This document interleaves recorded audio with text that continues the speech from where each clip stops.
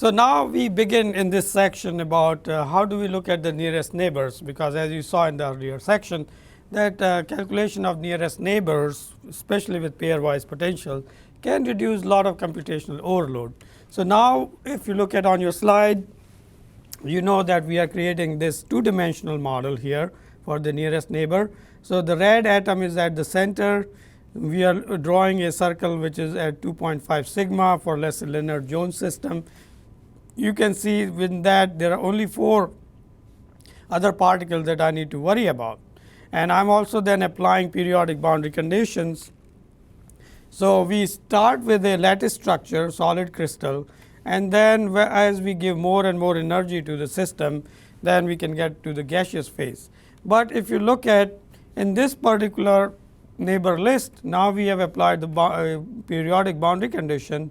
So, in that case, in order to have no surfaces, in order to replicate or create a simulation for boundary conditions that are for the bulk system, then we have an atom going out of the boundary, another one coming in and conserving the forces and energy. So, that is where we are able to have original cells surrounded by 26 image cells, image particles move exactly same way as original particles, 8 in 2 dimensional system. So, if you look at particle leaves box, enters into other side with the same velocity vector, and that is an important consideration here. So, now if you look at the pair potential, we have to only worry about the nearest neighbors. So, if you look at some of these particles that we are looking at on your slide. So, now we are coming down to the particle I, which has neighbors which is 1, 2, 3, 4, 5, 6. I have to only worry about these 6. I do not have to worry about atoms outside this particular cutoff point, and that is sigma, that is R c, which is the cutoff radius, truncation radius that we talked about. So, if you look at Lennard-Jones potential, we know the sigma, which is the particle distance in equilibrium, and then we can go and create this spherical space, which is the cutoff distance, and then do the force calculation, which allows us to calculate forces in a way that we understand now within that neighbor list. And that is why I introduced the concept, very important concept of neighbor list and the periodic boundary conditions, because within that periodic boundary condition, or we call supercell, and where there are 26 different images all around it in 3 dimensions. If you look at that, then you have 9 by, you have all these 26 cells, and the central cell is the supercell, and that is where you are looking at all these 26 cells and finding out what is the nearest neighbor. And as you know, we are going to go with criteria which is called minimum image criteria, that allows us to then create the force calculation based on nearest neighbor. So, now let us look at how do we take the time trajectory in this particular neighborhood of a particular system of I j, the pairs of particles, and calculate forces. So, if you look at your slide, now you can say u, which is the potential energy function, is we are calculating 1/2 I starting with the 1 to n. Now, j 1 to n, but not j is equal to I. So, we are excluding that, those 2 atoms, and now we are doing double summation. This double summation is like integration, and they are replaced by the integration. So, now if you look at Lennard-Jones potential for a pair of 2 atoms I and j, and their distance between them is R I j.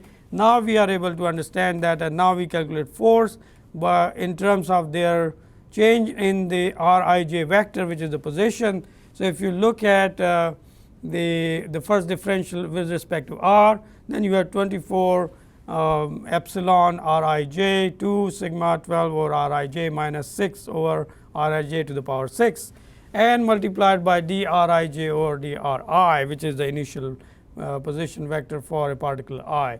So, if you look at, if you solve that, now you have force, one particle putting on another. Now, there is equal and opposite reaction by third law of Newton's. Then F Lennard-Jones I j I is equal to minus of Lennard-Jones of I j.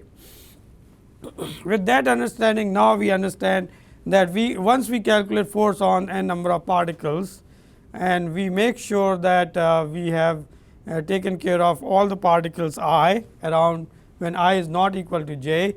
That is when we are able to then calculate the forces.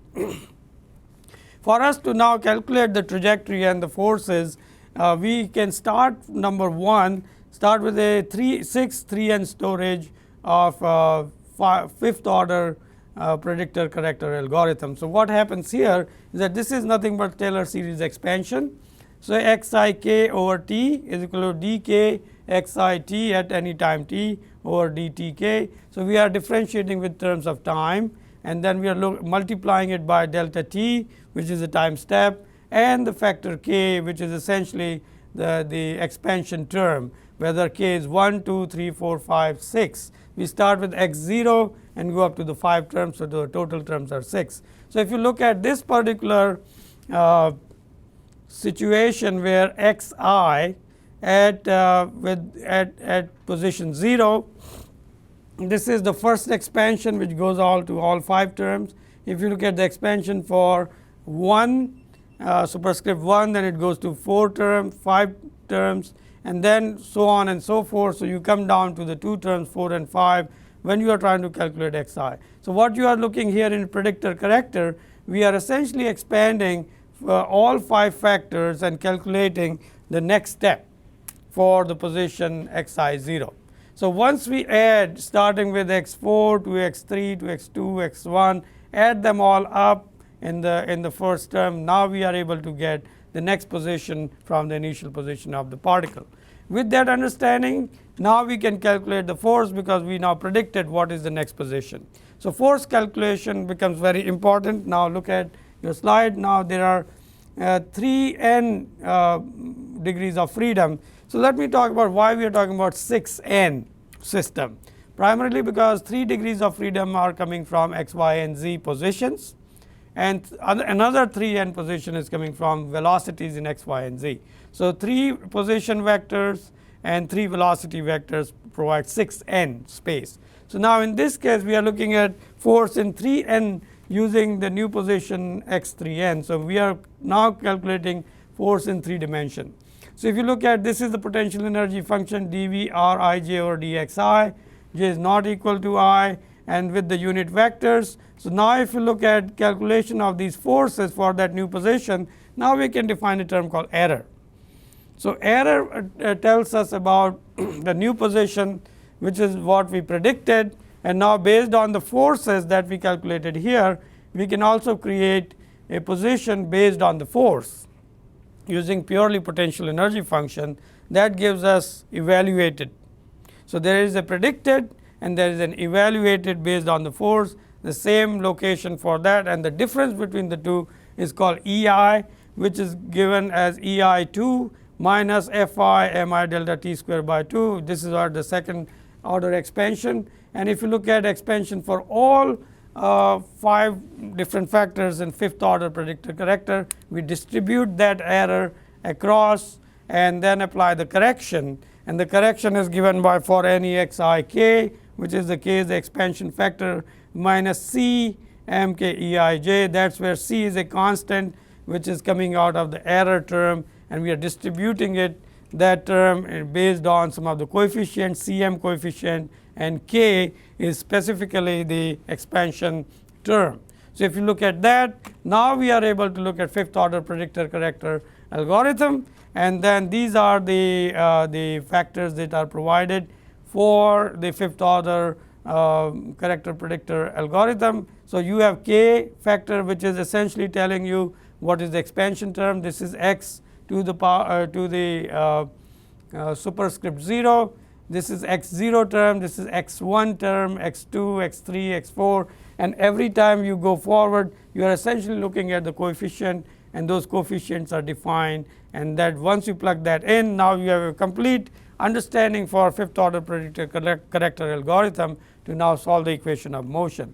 And that is where now we are able to understand and program the whole system with this kind of framework, and we have covered quite a bit of understanding in terms of doing a real molecular dynamics simulation. So, let me show you a quick VMDL with 2 particle system going to 144 particle system that we have looked at earlier, but now in the context of molecular dynamics simulation calculations. Thank you.